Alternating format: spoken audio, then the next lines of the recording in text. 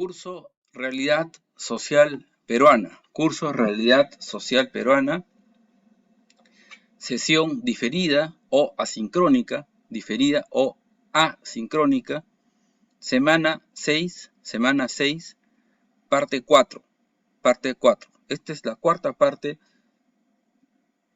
y última parte de esta sesión diferida. Quisiera en esta parte primero señalar algo que no está en PPT, pero que ya lo dije en otros, que ya lo he dicho, pero no está de más recordarlo, y es que la alianza oligárquico-militar se rompe por parte de los militares, se rompe en el año 62 finalmente, ¿no?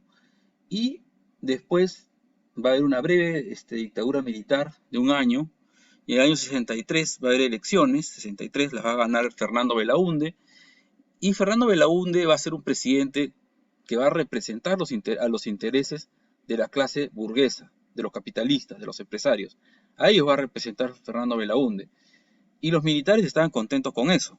El problema fue que el gobierno de Belaúnde fracasó, no necesariamente por culpa de Belaúnde, sino más bien por culpa de la obstrucción que le hicieron diversos parlamentarios que de alguna manera estaban vinculados a los intereses de los oligarcas. O sea, parlamentarios pro-oligarcas que lo sabotearon, que no lo dejaban gobernar a Belaúnde. También es cierto que el partido aprista, el APRA, también lo saboteó a Belaúnde, pero por otros motivos. El APRA lo que buscaba era que el gobierno de Belaúnde fuera un fracaso para luego ellos ganar las elecciones. Finalmente los militares se van a irritar con esta situación de entrampamiento y van a dar un golpe de Estado en el año 68, con el cual termina este periodo. Es el golpe de Estado de Velasco. Con esto no estoy justificando el golpe de Estado. Yo soy personalmente un demócrata y no justifico nunca un golpe de Estado. Solamente estoy explicándolo, ¿no? Entonces vamos a hacer un balance de esta época que hemos visto del Estado oligárquico en el siglo XX, ¿no? Y expliqué por qué puse como año base el año 1895, porque ahí deja de gobernar el último caudillo del siglo XIX, que es Nicolás de Piérola. O sea, se acaba la época del caudillismo militar, quiero decir, ¿no? El caudillismo militar llega a su fin. Por eso lo he puesto ahí como año base. Pero es el siglo XX, ¿no? Lo que estamos viendo. La oligarquía en el siglo XX, el Estado oligárquico en el siglo XX.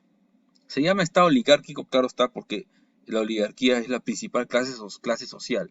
Aunque en varias décadas los militares tengan más poder que la oligarquía, como clase social, la oligarquía es la principal. Los militares no son una clase social. Repito, las Fuerzas Armadas no son una clase social. Una clase social se define por su actividad económica. Y los militares no tienen actividad económica, tienen actividad bélica. Y la actividad bélica no es económica, es de otro tipo. Entonces, bueno, comencemos. Mejor dicho, finalicemos. Esto es perdón para finalizar. Hagamos un balance final, ¿no? ¿Qué ha pasado con el tema de la ciudadanía en toda esta época? ¿No? ¿Qué balance nos deja para la ciudadanía? Recuerden, y no me voy a cansar de decirlo, no me cansaré de decirlo, el eje de este curso es la ciudadanía. Entonces, en el lado de la ciudadanía civil y política, ¿qué ha sucedido en toda esta época?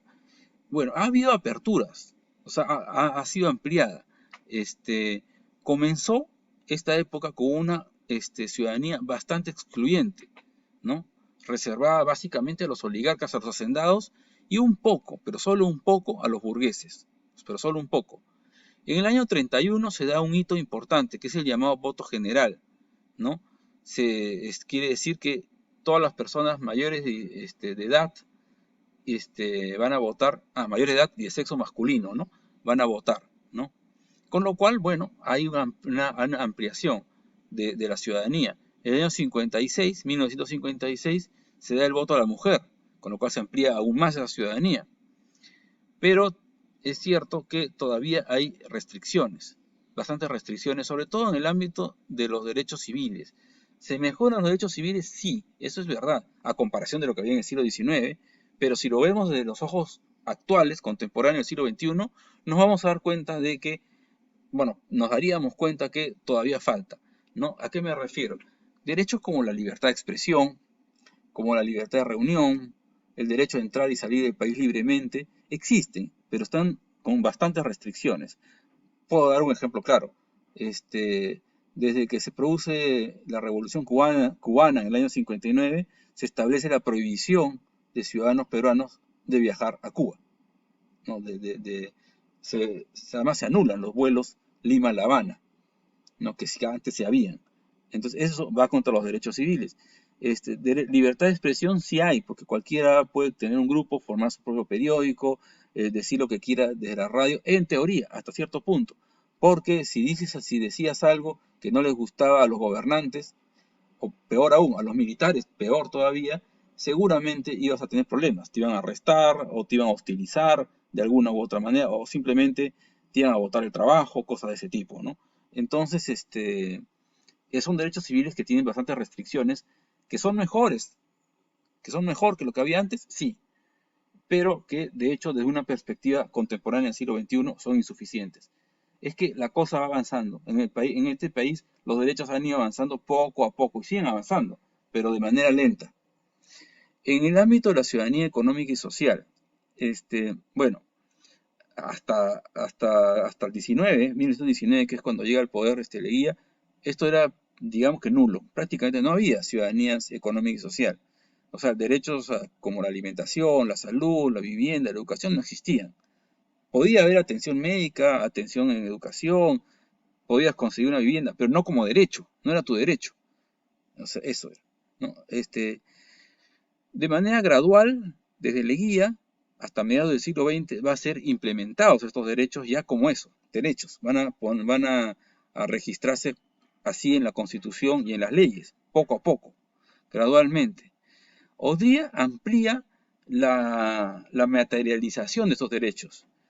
Odría es un gobernante muy, muy interesante porque es un dictador que para nada da derechos civiles y políticos. Ahí no hay libertad de expresión, con Odría no hay libertad de hacer partidos políticos, con Odría tienes que quedarte callado la boca nomás y obedecer. Pero Odría sí da vivienda, sí construye grandes colegios por todo Lima, las grandes unidades escolares, ¿no? El colegio Bentín, el colegio Melgar, el María Parado de Bellido, el Alfonso Ugarte, el Melitón Carvajal, que sé yo, muchos colegios son construidos por Odría. También amplía la salud. Se construye el hospital del empleado, también conocido como Rebagliati, el hospital Arzobispo Loaiza, el hospital del obrero, el hospital Santa Rosa creo que se llama, que es el que está en la avenida La Marina, en el Callao, y varios hospitales más. Entonces, y eso solamente en Lima, para no irnos hasta, bueno, si quieren vayámonos, porque esto se regresa hasta el interior del país. También construye hospitales y colegios parecidos en ciudades como Arequipa, Huánuco, Tarma. Odría era tarmeño, hizo muchas obras en Tarma. Trujillo, Chiclayo, Tacna. Construye muchas obras en Tacna, Odría. Y es porque Odría vio que Tacna estaba de alguna manera desarticulada del resto del país. Tacna había regresado al Perú en el año 29. Hasta entonces estaba en poder de Chile. Y Odría observaba que en más o menos 25 años Tacna no se había integrado lo suficiente al Perú. Por eso es que incide en hacer muchas obras en Tacna. Pero bueno, como quiera que sea, Odría materializa obras que son obras que conducen al ejercicio de la ciudadanía económica y social. Pero hay un gran pero acá. Son obras con clientelismo y asistencialismo. O sea, ayuda sobre todo a gente que vive en estos lugares, el Cerro San Cosme. ¿Ven la imagen de la izquierda? Ya, a ese tipo de gente ayuda, ¿a cambio de qué? De que sean sus clientes políticos. Porque Odría lo que piensa es que una vez que termine su dictadura va a lanzarse a la vida política del Perú, a la vida democrática. Y de hecho eso hace. Cuando finaliza su dictadura en el año 56, crea su propio partido político, la Unión Nacional Odrista, se llama Unión Nacional Odrista, la UNO, y la UNO va a participar en varias elecciones. El objetivo de Odría era llegar al poder por segunda vez, ahora sí como un presidente democrático. No lo consiguió, pero lo intentó. Y además tuvo unas votaciones bastante altas, lograba sacar cerca del 30%, o sea, más no le iba. O sea, lo que quiero decir es que su clientelismo funcionó hasta cierto punto en la política electoral. En la política electoral. Luego en la etapa del reformismo, que es de los años 62 al 68, son 6 años, esto va a ser ampliado, esto de las obras sociales. las obras sociales para dar ciudadanía social, ¿no? Ejemplos de esta época son las grandes construcciones de viviendas como la Unidad Vecinal 3, la Unidad Vecinal de Santa Cruz, en Miraflores. Por supuesto, lo más emblemático en Lima es la Residencial San Felipe, en Jesús María. Hay más, en el interior del país hay más obras. Carreteras, muchas carreteras en la época del gobierno de Belaúnde, sobre todo el aeropuerto Jorge Chávez, y también un montón de obras, de avances en lo que es la tecnología y las comunicaciones, para que la televisión llegue a más lugares, ¿no? Y la radio, la radio ya llega a casi todo el país. La televisión, la cobertura de la televisión se amplía mucho en esta época. Llega a la mayor parte del país, de hecho. En lo que es ciudadanía cultural, la ciudadanía cultural es que el Estado reconozca la diversidad cultural que hay dentro de un país, ¿no? Esto sí prácticamente no existe en esta época, prácticamente no existe. El concepto de ciudadanía cultural todavía no está asimilado ni en las leyes ni en la práctica, ni en las leyes, ni en la práctica. Entonces ahí solamente puesto prácticamente inexistente, porque prácticamente no hay. Hasta el año 68, o sea, no es que no haya expresiones culturales populares, sí las hay, pero no son reconocidas como derechos. No son reconocidas como derechos. Aquí tengo imágenes para graficar un poco lo que es la ciudadanía civil por un lado y política, y por otro lado la ciudadanía civil, la ciudadanía social y económica. La libreta electoral que ven acá es el documento con el cual se votaba, ¿no? Y además era el documento de identidad. El principio era como el DNI de esa época, ¿no? Era como el DNI de esa época. La libreta electoral, que ahora como ustedes la pueden ver, está en un museo, dato anecdótico. Yo llegué a tener libreta electoral cuando era muy joven. Obtuve mi DNI, ¿a qué edad lo obtuve? Obtuve mi DNI cuando tenía 20 años. A los 20 años obtuve mi DNI.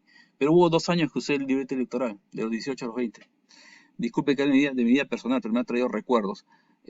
Muy brevemente usé el libreta electoral. La libreta electoral era también el documento de identidad. ¿Y por qué lo pongo acá? Porque la mayoría de gente no tenía ni siquiera identidad, o sea, no es reconocida por el Estado peruano. La mayoría de campesinos indígenas no es que no fueran reconocidas por el Estado peruano porque el Estado peruano no quisiera, sino porque el hacendado, el gamonal, no quería. Y entonces cuando llegaban los registradores ocultaban a los campesinos, a los indígenas. Porque si alguien no tenía su documentación en regla, le iba a ser más difícil fugarse. Es una manera de retenerlos, dejarlos sin identidad, ¿no? Esto es algo sumamente importante. La identidad es un derecho civil y también es un derecho político. Por el otro lado está en materia de derechos económicos y sociales la salud, ¿no? Aquí está una imagen de un hospital que es construido en la época de Odría, que es el hospital de la policía. Ahí está el hospital de la policía. Al costado está el hospital militar, también construido en la época de Odría. Y además hay hospitales para civiles, ya mencioné algunos, que es importante porque la salud es un derecho importantísimo, porque además los derechos sociales y los derechos civiles no es que, o sea, teóricamente se presentan de manera separada para un adecuado análisis. En la realidad interactúan todo el tiempo. Por ejemplo, para atenderte en un hospital necesitas llegar con tu DNI y para poder ejercer adecuadamente tus derechos políticos tienes que estar bien de salud. Piensen en los candidatos en esta última campaña electoral 2021 que adquirieron COVID en medio de la campaña, como George Forsyth, por ejemplo. Adquirió el COVID en plena campaña y eso le dificultó el último tramo de la campaña. No fue el único, hubo varios, de hecho, que dio COVID en plena campaña electoral. Entonces, ¿qué quiero decir con esto? Que la ampliación de uno va a repercutir en el otro.